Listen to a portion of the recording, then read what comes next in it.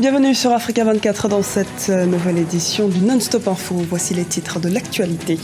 Le Bénin avance à grands pas vers l'élection présidentielle de 2016. Les candidats potentiels à ce scrutin se dévoilent peu à peu. Au nombre des potentiels successeurs du président béninois Boni Yayi se trouve à Javon Sébastien Germain. Tentative de relance du dialogue au Burundi. Des membres du gouvernement, de l'opposition et de la société civile sont invités autour de la table de négociation à Arusha en Tanzanie ce 6 janvier. La reprise des pourparlers reste incertaine.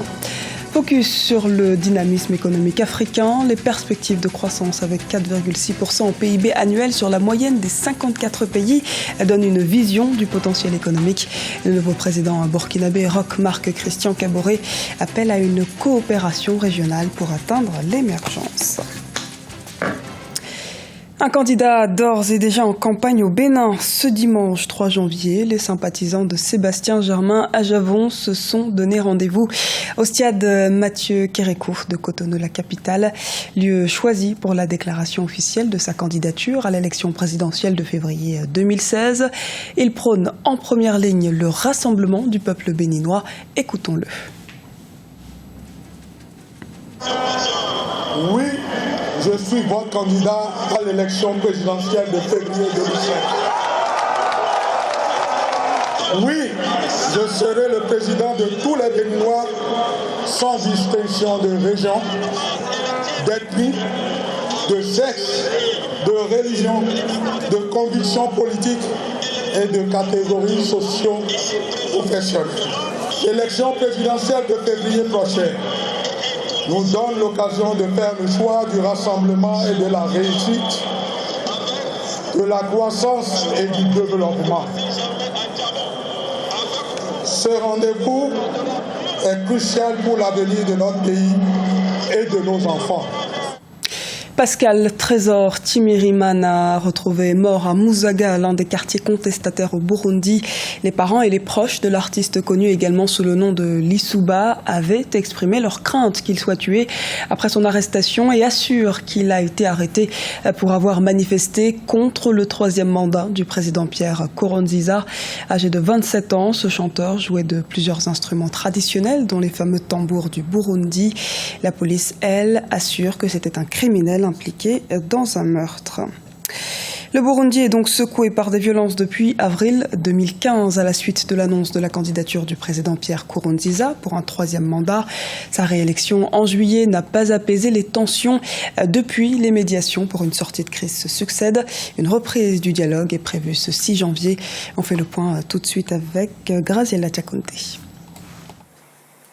Après Entebbe, Arusha. Gouvernement burundais et opposition renoueront de nouveau le contact ce 6 janvier 2016 en Tanzanie, toujours sous médiation ougandaise.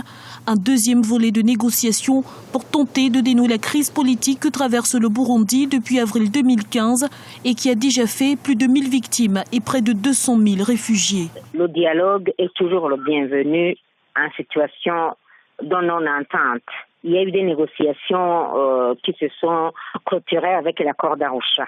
Le plus important pour ce dialogue-là, nous, à l'UPRONA, nous disons que ce soit un dialogue qui ne met pas en question l'accord d'Arusha. Le plus important est que le dialogue continue. Sauf changement de dernière minute, il se poursuivra donc à Arusha, cette même ville où avaient été signés en 2000 les accords ayant permis de mettre fin à la guerre civile au Burundi. Le symbole est fort, l'enjeu capital. Ils ont le devoir de tout mettre en œuvre pour que ces négociations soient bien organisées, soient bien conduites dans les délais les plus courts possibles et aboutissent à une solution qui bloque définitivement toutes ces dangereuses évolutions qu'on voit dans le pays. Il y a donc beaucoup d'espoir. En tout cas, personnellement, j'ai beaucoup d'espoir que c'est une occasion que le leadership burundais a pour démontrer sa maturité et sa responsabilité. Pour Aimé Alain Nyamitwe, ministre des Relations extérieures, le gouvernement burundais, qui avait jusqu'ici refusé de participer à des négociations, a fait montre d'ouverture en allant en Ouganda le 28 décembre 2015. En sera-t-il de même ce 6 janvier? Rien n'est moins sûr, l'échéance n'ayant pas encore été validée côté gouvernement. Émergence africaine, le développement du continent est en plein essor. 5%, 7% et même croissance à 2 chiffres sont une réalité. Et pour améliorer et concrétiser cette dynamique, ce n'est autre que l'union des pays africains qui est la clé du succès. C'est en tout cas ce que préconise le président burkinabé Roch Marc Christian Kaboré. Les précisions d'Olivia Yéré-Dobré. L'Afrique unie pour son développement, telle est la vision du nouvel homme fort du Burkina Faso, Roch Marc Christian Kaboré, qui s'exprime sur différents enjeux du continent africain. Sur le développement de la coopération régionale, il souhaite que les pays de la sous-région travaillent ensemble afin que l'intégration entre les peuples devienne une réalité. Une intégration qui, selon le président Roch Marc Christian Kaboré, passe par un marché commun. Nous devons faire aussi en sorte que ce soit dans le domaine de l'agriculture, nous avons des productions diverses, des quantités qui surabondent dans d'autres pays et pas dans d'autres.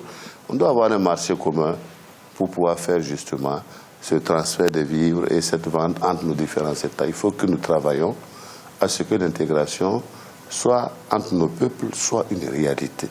Pour réussir cette intégration, le président nouvellement élu du Burkina Faso suggère également la création d'une monnaie unique au niveau de la communauté économique des États de l'Afrique de l'Ouest. L'amélioration de la croissance et de la bonne gouvernance reste, selon le chef de l'État burkinabé, la clé de cette démarche.